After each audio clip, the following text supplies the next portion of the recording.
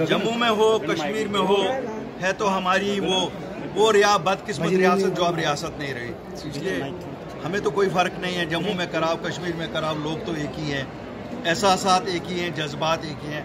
हम वही मेहमान नवाजी करेंगे जो जहाँ कहीं भी। मगर आपको लगता है डॉक्टर फारूक अब्दुल्ला साहब जम्मू की जनता को प्रवोक? चलो डॉक्टर फारूक साहब क्या करते हैं, बुजुर्ग है, मैं उसमें ज़्यादा बात नहीं करता हूँ। सर, अभी आपने कहा कि प्रधानमंत्री की आंखों में आपको उम्मीद नजर आती है। एक तरफ आप भारतीय जनता पार्टी पर जो है इल्ज़ाम लगा रहे हैं लगातार कि जम्मू कश्मीर को अगर तबाह करने में किसी का हाथ है तो भारतीय जनता पार्टी का है। आतंकवाद अगर फिर से सिर उठा रहा है तो उसमें भारतीय जनता पार्टी की नीतियों का हाथ है। वहीं दूसरी तरफ आपका इशारा था कि प्रधानमंत्री की आंखों में अभी भी आपको उम्मीद नजर आ रहा है। देखिए मेरे भाई, पार्टी और गवर्नमेंट अलग अलग होते हैं। वो मुल्क के प्रधानमंत्री है। हम जब दिल्ली गए, हम भाजपा से नहीं मिले, हम भाजपा के सदर से नहीं मिले, और मैं वसूख से आपको कहता हूँ आज तक भी हम देश के प्रधानमंत्री से मिले, हम देश के गृह मंत्री से मिले। और जब मैं अपील करता हूँ, मैं देश के प्रधानमंत्री को करता हूँ। और मुझे बिल्कुल ये यकीन है कि जो हमने उनकी आंखों में देखा है या जो मेरे साथियों ने बातें उनसे सुनी हैं, हमें उन पे यकीन है। इसीलिए मैंने आज डायरेक्टली उनको अपील की है, क्यों मुझे लगता है अब वो फारिग हो गए, सब जगह इलेक्शन हो गए। अब वक्त है कि जम्मू कश्मीर में इलेक्शन की जाए और यहाँ की रियासत वापस दी जाए। बुखारी साहब, गुलाम नबी आज़ाद ने हाल ही में कहा कि 370 हटने के बाद जो है आतंकवाद कम हुआ है, इसके लिए बधाई दी है केंद्र सरकार को, लेकिन कह रहे हैं कि 370 जो है हटाकर गलती कर दी केंद्र सरकार ने। मैं बधाई देता हूँ इस अमन और शांति की जम्मू कश्मीर की जनता को, जिन्होंने ये समझ लिया है कि आतंकवाद से उनको कुछ मिलने वाला नहीं है। और बधाई के हकदार एक तो जम्मू कश्मीर के लोग हैं और हमारे सिक्योरिटी फोर्सेस हैं, जिन्होंने लोगों के दिलों में ये बिठा दिया कि आप अगर अमन से रहेंगे, हम आपके साथी हैं। 370-35 पर अभी भी सियासत ही चल रही है। वो देखिए पार्लियामेंट में उठाया भाजपा ने, साथ दिया कांग्रेस ने।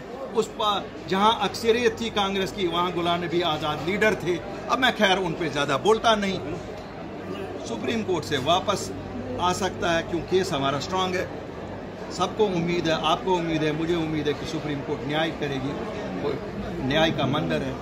आतंकवाद कम हुआ है, आपको लगता है? आतंकवाद जम्मू कश्मीर के लोगों ने ठुकराया है आतंकवाद को, क्योंकि लोग जब ठुकराते हैं किसी चीज़ को, वही चीज़ चलती है। तो इसलिए लोग मुबारकबादी के हकदार हैं। मैं तो सिक्योरिटी फोर्सेस को भी उसका श्रेय देना चाहता हूं, क्योंकि उन्होंने भी लोगों के साथ वही चीज़ चलती है। तो इसलिए लोग मुबारकबादी के हकदार हैं। मैं तो सिक्योरिटी फोर्सेस को भी उसका श्रेय देना चाहता हूं, क्योंकि उन्होंने भी लोगों के साथ जो व्यवहार किया है, उससे भी आतंकवाद कम। अब तो G20 भी हो रहा है जम्मू कश्मीर, फर्स्ट क्लास होगा, फर्स्ट क्लास होगा, फर्स्ट क्लास G20 होगा। आप देखेंगे कश्मीर पीक पे अपनी मेहमान नवाजी पे होगा। There will be civil receptions for them everywhere.